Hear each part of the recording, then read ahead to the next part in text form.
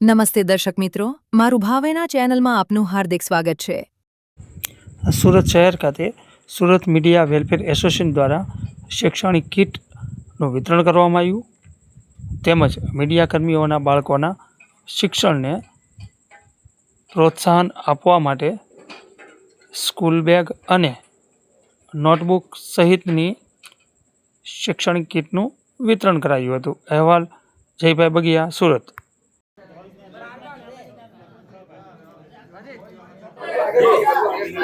હું સંજય સિંહ રાઠોડ, પ્રમુખ Surat media welfare association.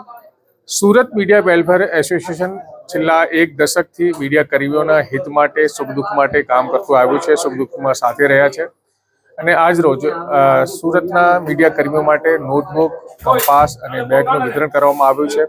છેલ્લા 10 વર્ષની આપણે વાત કરીએ તો ઘણા બધા સેવાકીય કાર્ય મીડિયા કર્મીઓ માટે કર્યા છે, સ્નેહ મિલન સમારોહનું આયોજન કર્યા છે, સુખ દુઃખના અમે મીડિયા કર્મીઓની સાથે ઊભા રહ્યા છે અને આવનારા ભવિષ્યમાં પણ સુરતના મીડિયા કર્મીઓ સાથે અમે ઊભા રહીશું અને સુરત મીડિયા વેલફેર એસોસિએશનના દરેક સભ્યો અને જે પદાધિકારીઓ છે એ કાયમી મીડિયા કર્મીઓ માટે કામ કરતા રહેશે।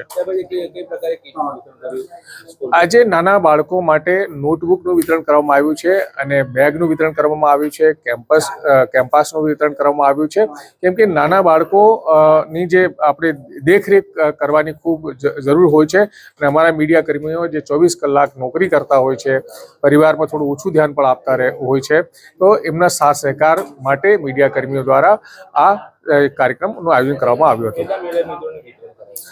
અંદાજે 100થી વધારે મીડિયા કર્મીઓના જે બાળકો માટે કીટ વિતરણનું કરવામાં આવ્યું છે।